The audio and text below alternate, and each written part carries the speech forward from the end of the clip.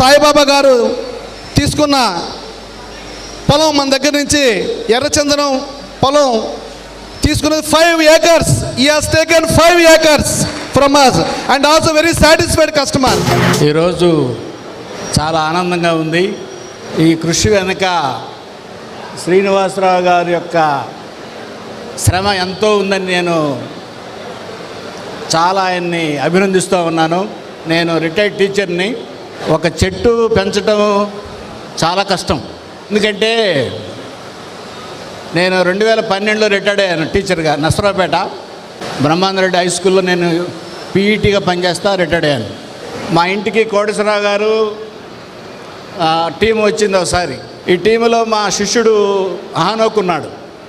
ఒకసారి 2 సార్లు చూద్దురుగానని వెళ్ళాం.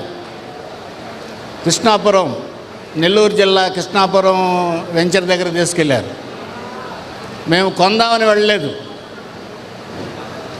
రోజు పోటీ చేస్తూ ఉన్నాడు.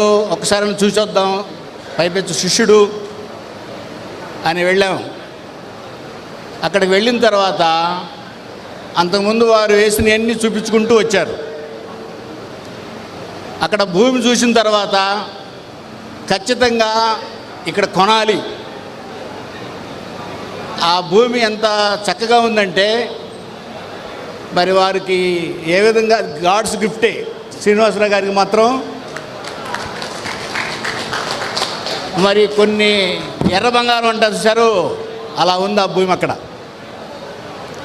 ఖచ్చితంగా తీసుకోవాలని అనిపించింది. ఇంటికి వచ్చిన తర్వాత మా పిల్లలు ఒప్పుకోలే. చాలా ముచ్చట్లు చెబుతారు, చాలా ఇదివరకు ఎన్నో పోయినాయి, ఎందుకు మాయ మాటలు మీరు మోసపోతారు, ఉండ ఫ్యాక్ట్ చెబుతున్నాను నేను మీకు అంటే. నేను అన్నాను వాళ్ళకి, మీరు 20 లక్షలు ఇవ్వండి ఒక్కొక్కరు, అది నష్టం వస్తే ఆ 20 లక్షలు నేను ఇస్తాను మీకు. ఎలా ఇస్తావు నువ్వు అన్నారు వాళ్ళు. నేను 22 ఎకరాలు మలబార్ వేప తోట వేసాను, 2022లో కట్టింగ్ అవుద్ది, అది 3 కోట్ల ప్రాజెక్టు, మీకు ముగ్గురికి 320 ఇవ్వలేనా? నాకు 3 కొడుకులండి, అమ్మాయిలు లేరు, ఆ వారు మనవరాళ్ళు 4.